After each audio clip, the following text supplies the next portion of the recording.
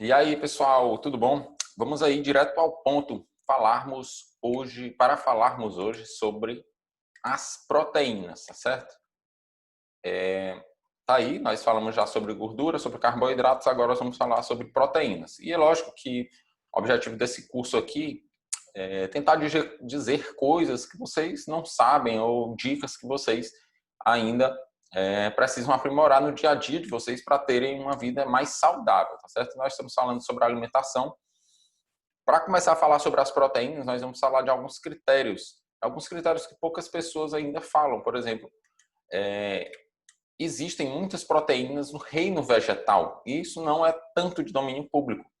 Para muitas pessoas, a cada 10 pessoas que eu pergunto, duas não conhecem as proteínas, tantas proteínas só duas conhecem as proteínas do reino vegetal, certo? Outras 8 não conhecem. Isso eu estou falando de pacientes também que já têm um certo nível de conhecimento. Então, vamos lá, elas podem ser de origem animal ou vegetal, isso aqui aponta a origem, né? Elas podem ainda ser classificadas quanto grau de pureza, contaminação e sustentabilidade.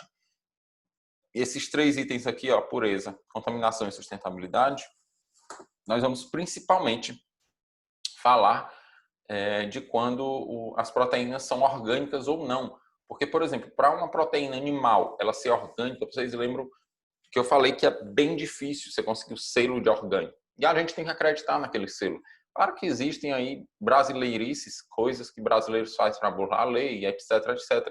Mas uma fazenda, para ser orgânica, ela periodicamente é verificada, periodicamente ela tem que fazer e tem que mandar alguns documentos. E então, é uma coisa mais difícil. Então, quando você lê lá uma carne com símbolo de orgânico, tem que acreditar que aquilo é orgânico. E aí, aos poucos, você vai tentando descobrir, marca a marca, se tá lhe fazendo mal, porque é uma coisa muito interessante. Guardem essa informação. Quando você vai detoxicando o organismo, você vai desparasitando o organismo, o paladar, ele muda, certo? O seu corpo vai mudar. Você vai ficar mais conectado, porque os seus sentidos, eles desentopem. É mais ou menos essa expressão. Seu corpo vai melhorando aos poucos. Então, você vai sentindo o paladar das coisas, você vai sentir o que os determinados tipos de alimentos causam no seu corpo, né? Inclusive, no módulo que a gente vai falar sobre chá, eu hoje estou tomando um chá aqui, vou até mostrar aqui para vocês, ó, como é que ele ficou. Isso aqui é um chá de 30 ervas, na verdade. Eu não... Existem, né, esses chás de 30 ervas, mas existe um certo tipo de variação, porque lá tem alguns caules e tem algumas folhas. E, geralmente, o tempo de cocção ou de decocção também dos chás, ou seja, de infusão, se você vai fazer, existem diferenças no tipo de preparo dos chás, a gente vai ver isso.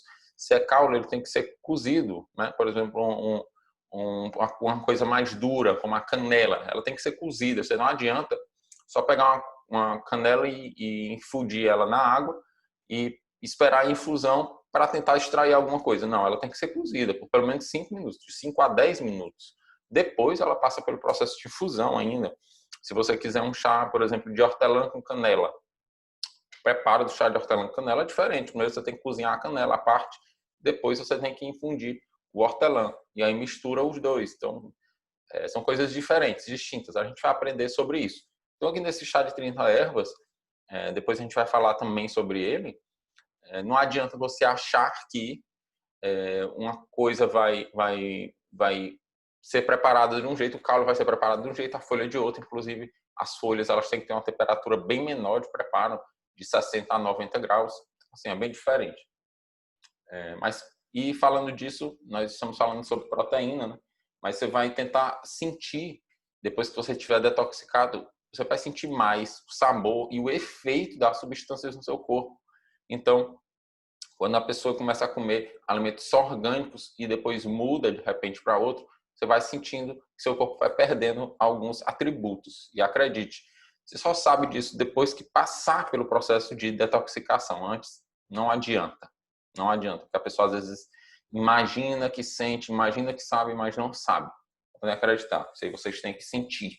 Não posso só eu chegar e falar para vocês. Então vamos lá. Por exemplo, se um gado for orgânico, ele tem que comer o pasto orgânico.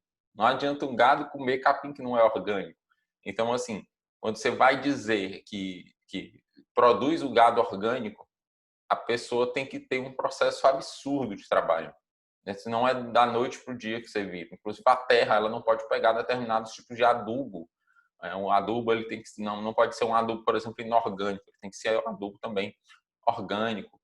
E por aí vai. Isso aqui é muita coisa quanto aos processos de contaminação, de sustentabilidade. Geralmente eles andam ali, ó, casados, né? Para ser orgânico, ele tem que ser livre de contaminações e sustentável, tá certo? Por consequência, tem que ser uma coisa pura. Mas a pureza também nós vamos ver aqui que vai entrar a questão do reino vegetal, porque, por exemplo, se forem algas ou microalgas, como por exemplo a clorela. Se for uma alga como a clorela, ela é uma coisa que está lá no mar e ela filtra a água do mar. Então a pureza também ela é uma coisa que tem que ser investigada. E isso vai de marca a marca. Vocês vão aprender a fazer isso com o tempo. Vocês têm que fazer isso com o tempo. De início, acreditem ali no que está dizendo orgânico, por exemplo. Mas vai investigando as determinadas marcas para saber se a indústria faz os processos corretos. Se você mora perto da indústria, não custa nada também. Quando você for próximo da cidade para turistar mesmo, para conhecer algum lugar, dá um pulo na indústria, manda e-mail, tenta conhecer. É bom, eles gostam disso, inclusive. Muitos têm processo de tour, muitas indústrias têm processo de tour, porque o trabalho que eles fazem é um trabalho tão bonito que eles gostam de receber visitantes. Né? Então, com relação à assimilação, que é o grau de biodisponibilidade, né? Todos os alimentos vão passar por isso. A biodisponibilidade ela é diferente e também é um processo que você vai ter que conhecer mais a fundo quando for estudando sobre isso. É uma coisa que eu não posso dizer sobre todos os alimentos, porque isso também, inclusive, muda no dia a dia. Por exemplo, só para vocês terem ideia da vitamina C, se fala muito que a acerola tem 20 ou 25 vezes mais vitamina C do que uma laranja. Mas só que a biodisponibilidade da vitamina C da acerola é completamente diferente da biodisponibilidade da laranja, por causa dos nutrientes que vêm juntos e por causa do formato químico lá da vitamina C, que muda um pouquinho. Então, a biodisponibilidade torna-se diferente. E também varia de acordo com os metais e os processos do seu corpo, o grau de pureza do seu corpo. Porque, como a gente viu, se você estiver intoxicado com os metais sequestrando suas enzimas, às vezes você não consegue absorver. Então, isso vai muito do seu próprio grau de pureza, o grau de assimilação dos alimentos, ele vai do seu grau de pureza também. Isso aí é uma coisa que eu acho que é a variável mais próxima que nós podemos mexer, certo? Em nós mesmos. E a gente vai conhecer um pouquinho sobre as proteínas do reino vegetal. Aqui a gente fala sobre os feijões, e os feijões, essa seta aqui vai levar para aquele ponto que nós falamos sobre antinutrientes, tá certo? Sobre o demolho ácido. Quem quiser ver isso aqui, está na aula passada, na aula sobre carboidratos. No final da aula de carboidratos eu falei sobre os antinutrientes e sobre os demolhos ácidos. Tem uma desses feijões aqui, que é o grão de bico, pessoal. Olha, o grão de bico, ele é um feijão que sempre vai ter que passar pelo demolho. Vocês não arrisquem, por isso que eu gosto muito de consumir o grão de bico, mas eu consumo em casa. Eu consumo muito, por exemplo, tem coxinha de grão de bico. Se eu tiver uma certa proximidade, por exemplo, eu sempre vou em alguns mesmos lugares, quando eu não trago o lanche de casa, eu sempre vou nos mesmos lugares, e aí com a recorrência eu vou conhecendo proprietário, funcionário, e aí eu vou perguntando, como diz aqui no Nordeste, como quem não quer nada. Você vai perguntando, até que se alguém se interessar, vai perguntar o que você trabalha na área, tal, e eu vou dizer. E às vezes até eles gostam de saber que o grão de bico faz um pouco de mal por causa dos antinutrientes e que precisa deixar de demolho ácido. Até porque fica bem mais fácil a cocção. A pessoa gasta bem menos energia quando deixa o grão de bico de um dia para o outro, num demolho ácido. Né? Ele pega menos pressão. E para fazer, por exemplo, salgados, o grão de bico é muito utilizado em massas, de modo geral, tortas, salgados, e a gente vai ver também mais para frente. Não se preocupem que nós vamos mostrar aqui algumas receitas práticas do dia a dia, tá certo? E como tentar manter esse estilo de vida, como tentar sustentar esse estilo de vida que nós estamos tentando passar para vocês. porque na prática a gente sabe que não é tão fácil. Na minha época era menos ainda, porque na minha época não tinha nada sem glúten, nada sem lactose, nada sem leite de um modo geral. E existe uma sigla que já é até um pouco antiga, né? SGSL. Então a gente tem sem glúten, sem lactose, SGSL. Não, é sem glúten, sem leite, porque a gente tenta excluir o leite completamente, porque o leite ele tem mais de 7 alérgenos, a gente vai ver na aula sobre leite, específica sobre leite. E não adianta você excluir só o açúcar do leite, que é a lactose. Você tem que excluir as caseínas também, as beta-caseomorfinas. Então, não adianta excluir só a lactose, tem que excluir o leite inteiro. Então, temos aí exemplos de proteínas vegetais, feijões como o grão de bico e a lentilha, são super coringas. Super coringas. Inclusive, eu publiquei recentemente uma viagem que minha irmã fez para o Japão e ela trouxe uns bolinhos de feijão. Então, na verdade, não de feijão, são de leite de feijão. São bolinhos bem softs, assim, eles ficam com o sabor que você botar. Então, existia bolinho de feijão de morango, bolinho de feijão de... E eles iam botando várias frutas, cereja, tal. É uma verdadeira delícia. Eles fazem do leite de feijão uma coisa macia. Até as embalagens são biodegradáveis, ou seja, estão em nível bem alto, né? Tudo que eles fazem lá tem chá, os princípios ativos dos chás. Nós vamos falar sobre o poder dos chás no módulo mais à frente, né? Então, vamos seguir aqui. Exemplos de proteína vegetal. Existem algumas sementes oleaginosas. Exemplos disso, abóbora, girassol, chia e linhaça.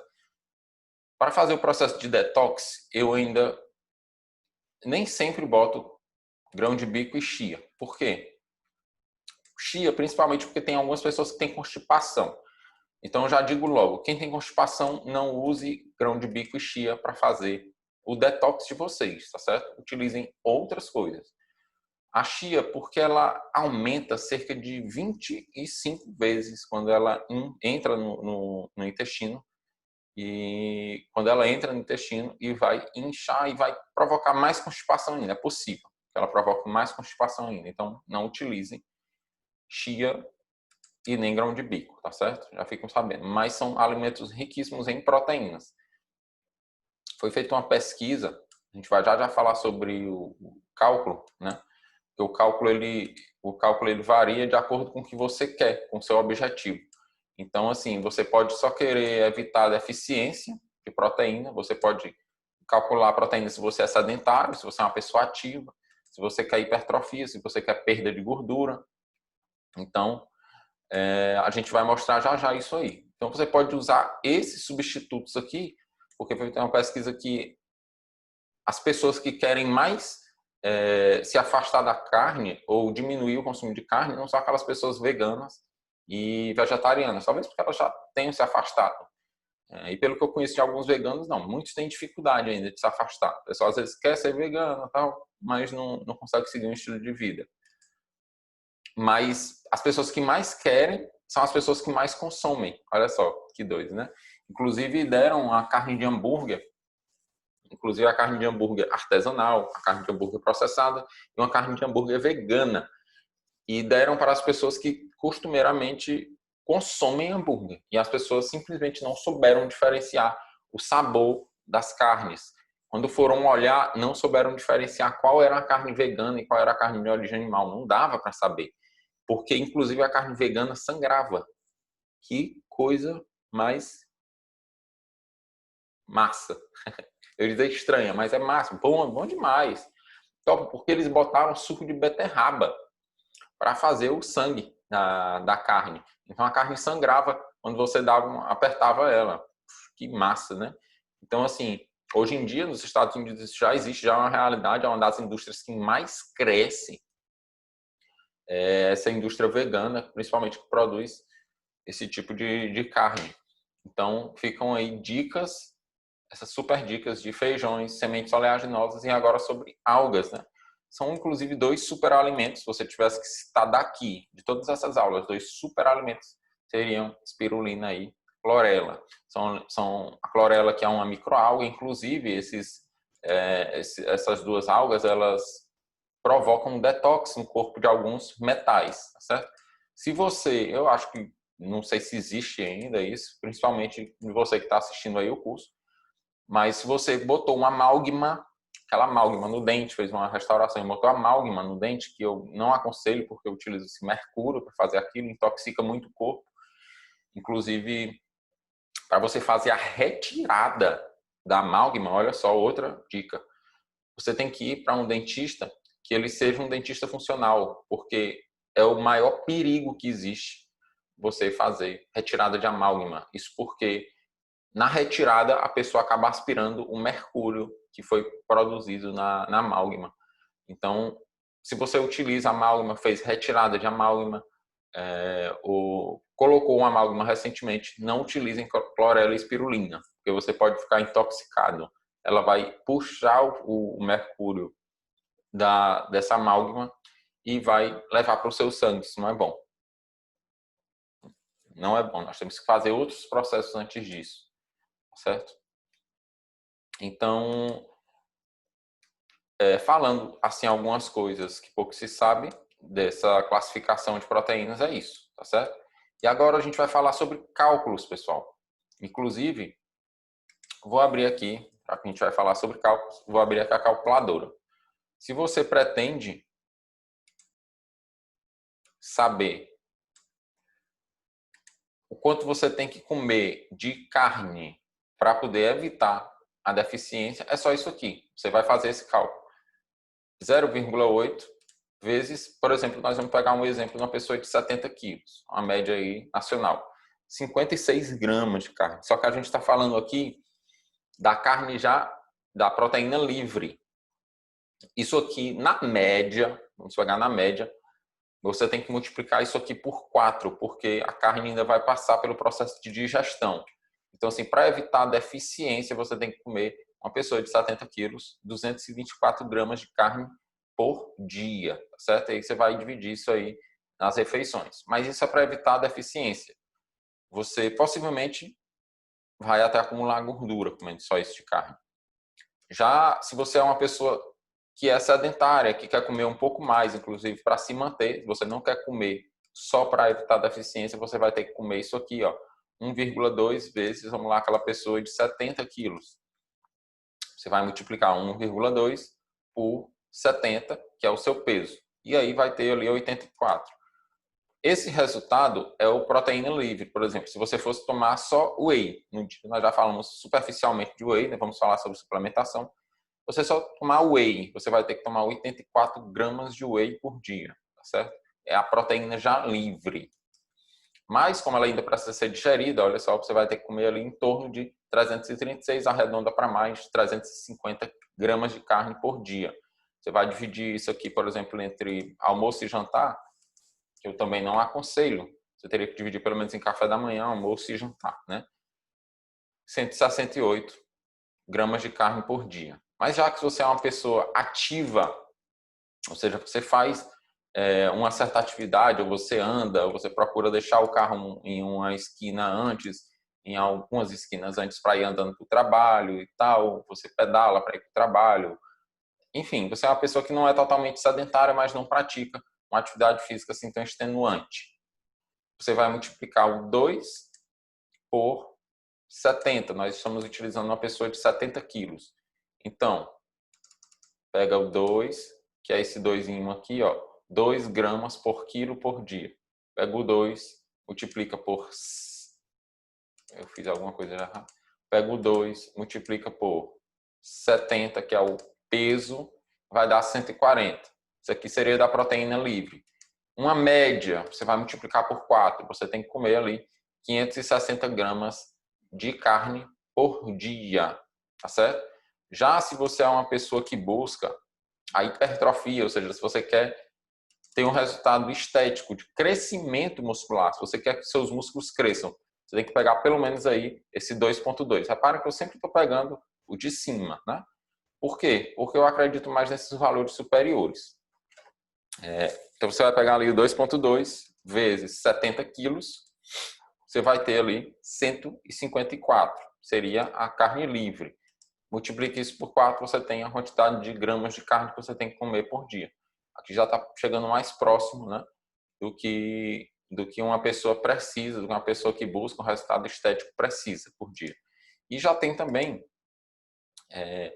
um estudo que mostrou que quanto mais proteína a pessoa come, tem alguns nutricionistas mais antigos que dizem que a proteína ela também pode virar gordura. E teve um estudo que mostrou que não, que o consumo de 2 a 3 gramas por quilo por dia faz com que as pessoas percam peso.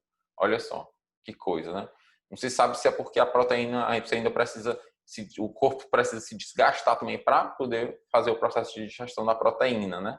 Por isso que algumas pessoas se sentem melhor quando reduzem o consumo de carne. Certo que isso não é sustentável. Por quê? Porque com o passar do tempo, aquilo que você está economizando no processo de digestão, você começa a perder de peso, né? De peso real, de proteína.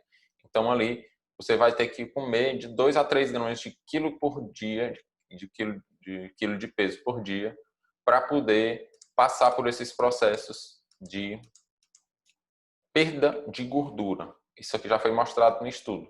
Mas olha só como ficaria alto esse consumo, pessoal.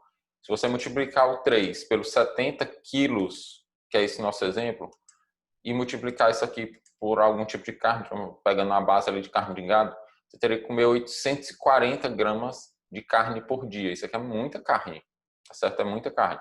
Isso também serve para um processo de hipertrofia. Você aumenta a massa muscular mesmo com esse tipo de proteína. E aqui você vai dividir, por exemplo, no café da manhã, você vai botar ovos.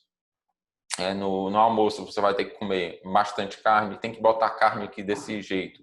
Também já no lanche da tarde, ou ainda botar, se a pessoa não conseguir lanchar com proteína, botar na ceia e no jantar. Eu não gosto tanto de botar carne no jantar, na ceia, na última refeição. Jantar, sim. Então, assim, você vai ter que dividir isso aí por umas 4 refeições. Quando você divide por umas 4 refeições, você vai ter mais ou menos 210 gramas de carne por refeição. É muita carne. É muita carne. E aí, às vezes, a pessoa coloca uma proteína, né, por exemplo, vamos multiplicar isso aqui de novo para a gente ter ideia do global. A gente pode colocar uma proteína aí da carne, tá certo? Ou pode colocar uma proteína do leite, uma proteína que tenha uma boa origem, que tenha lá os selos de não sofrimento animal, uma proteína que seja isolada. Eu vou mostrar também porque eu não gosto tanto de proteína hidrolisada. A melhor é a isolada mesmo. A proteína isolada, até porque não é tão cara. A única proteína 100% hidrolisada que existe no mundo, até onde eu saiba, é a Power Crunch. Até foi tirada a exportação dela, que era um pote muito caro, a proteína era uma proteína muito cara, e ela era realmente 98% de dipeptídeos ou tripeptídeos, que são os mínimos constituintes da proteína. Se você pegar uma proteína grande e for cortando ela, essa proteína é feita de peptídeos. Vários peptídeos juntos vão dar uma proteína. Vocês vão ter uma ideia maior disso na aula sobre leite, que a gente mostra lá, ou na aula sobre glúten. A gente mostra também, né, de leite e de glúten. A gente mostra a proteína do leite, mostra a proteína do glúten, que são feitos de vários aminos, né, de vários aminoácidos. Então, assim, se você tem um grupo de 100 aminoácidos, você tem uma carne. Se você tem um grupo só de 2 aminoácidos ou 3 aminoácidos, você tem proteínas hidrolisadas, ou seja, proteína já pronta. Esse tipo de proteína ele nem passa pelo fígado para ser metabolizado, nem passa. Do intestino ele é já absorvido, rapidamente absorvido. Né? Proteína isolada, ela tem que ser ainda um pouco quebrada, mas é muito mais fácil de ser quebrada pelo corpo. E é muito instantânea também. Só para vocês terem ideia, os testes foram feitos com algumas proteínas hidrolisadas, principalmente com essa, que é 100% hidrolisada, que eu acho uma delícia, ela de cappuccino. Excepcional essa proteína. Esse teste foi feito de 3 a 5 minutos, ela já estava sinalizando a presença na célula muscular. Isso é uma coisa surreal. Absurdo, um superalimento, realmente. Tem que ter muito cuidado com esse tipo de proteína. Só quem faz atividade física pode tomar esse tipo de proteína. Não é bom. Realmente prefiram a isolada. Então, pegamos aqui o consumo de carne geral, né? Vamos dizer que seria carne de gado. Se você dividir por 4, você tem a proteína isolada, tá certo? De proteína isolada. Se você toma, por exemplo, 40 gramas, que é uma dose boa, razoável, de whey por dia, você diminui daqui, ó. Desse cálculo. O que foi que eu fiz?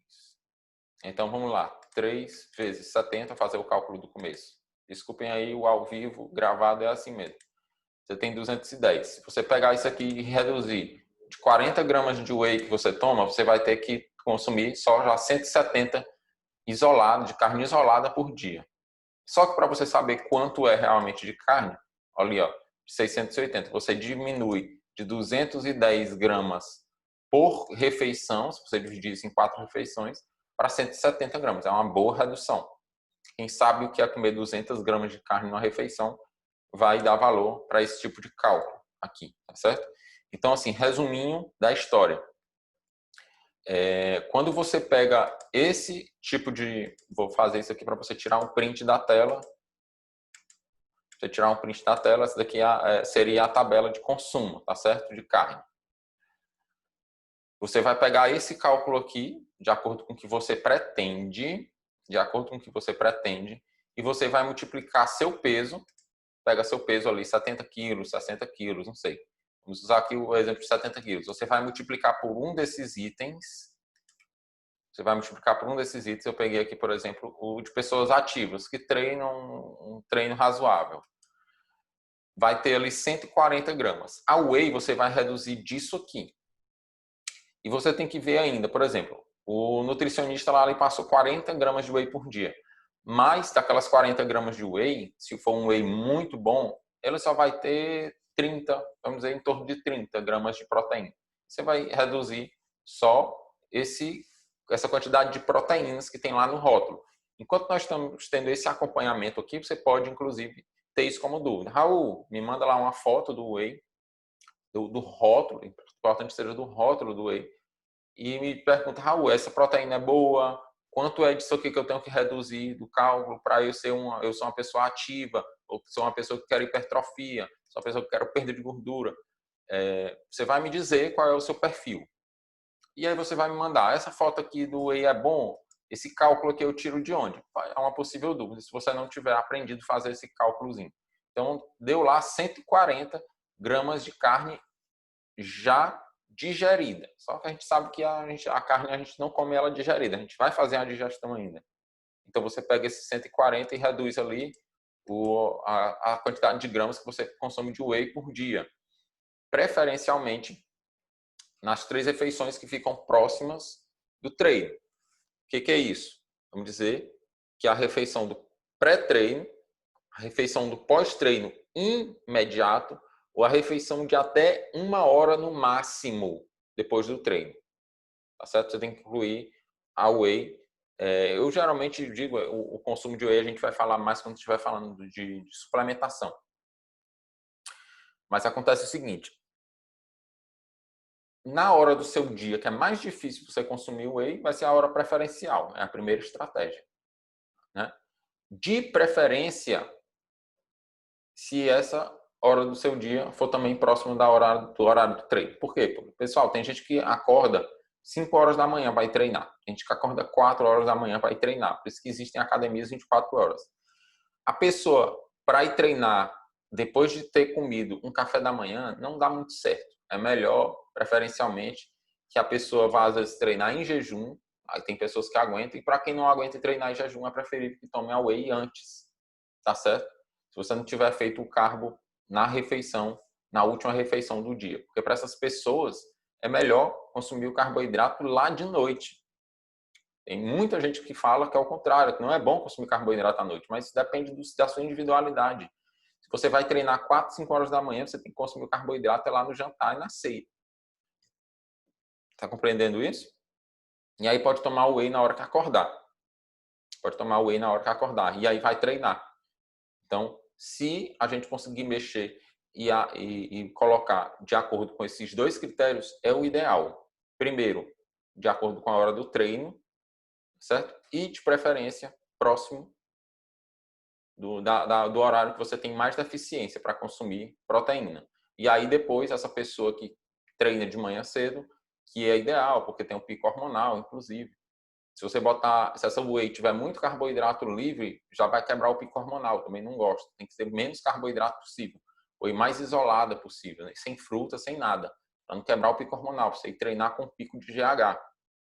Depois de treinar, você treinou bem, aí você consome o café da manhã normalmente, inclusive com muitos ovos, etc e tal. A gente vai falar sobre isso quando a gente estiver falando sobre suplementação. Mas fica aqui essa super dica sobre consumo de proteínas, tá certo? E os cálculos do consumo de proteína. Então, é isso aí. Isso aí, pessoal, é de domínio público, certo? É de domínio público. Qualquer pessoa que queira ler um livro e queira ler artigos vai encontrar isso aí. Estou falando isso para você porque vocês são meus pacientes. Agora, o que botar, a quantidade do que botar, isso aí realmente são coisas que os nutricionistas têm que prescrever para vocês, certo?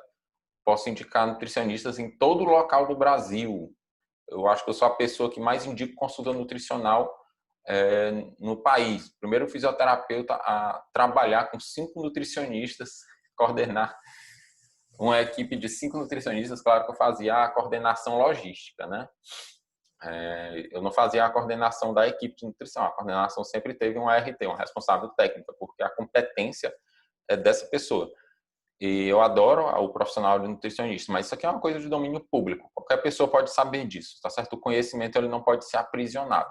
Agora, o que você vai consumir de micronutrientes, de macronutrientes, de como você modular os hormônios através da alimentação, isso aí é uma coisa que o nutricionista vai lhe fazer e lhe falar muito bem. Um bom nutricionista.